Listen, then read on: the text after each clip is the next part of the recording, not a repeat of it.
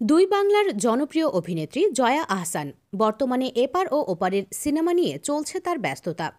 ব্যক্তিগত জীবনে এক সময়ের জনপ্রিয় মডেল ফয়সালের সঙ্গে ঘর বেঁধেছিলেন তিনি। তবে ২০১১ সালে ১৩ বছরের দাম্পত্য জীবনের ইতি টানেন তারা। বিয়ে বিচ্ছেদের পর অভিনয় ক্যারিয়ার যেন নতুন করে শুরু করেন জয়া।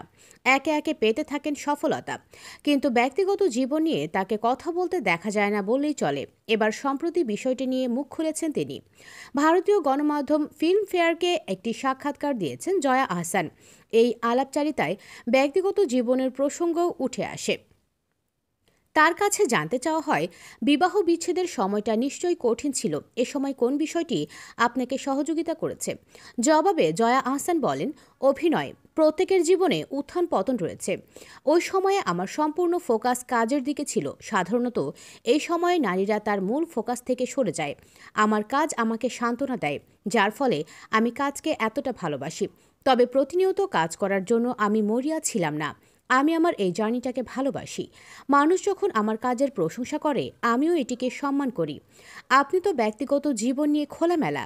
এই প্রশ্নের উত্তরে জয়া আহসান বলেন, পাবলিক ফিগারদের ব্যক্তিগত জীবন নিয়ে সাধারণ মানুষের কৌতূহল অনেক বেশি। একজন মানুষ এবং একজন শিল্পী হিসেবে আমার ভেতরে এই রহস্য আছে। মানুষ সবসময় আমার সম্পর্কের বিষয়ে জানতে চায়, কিন্তু এই বিষয়ে আমি সবসময়ই আড়ালে রাখতে পছন্দ করি।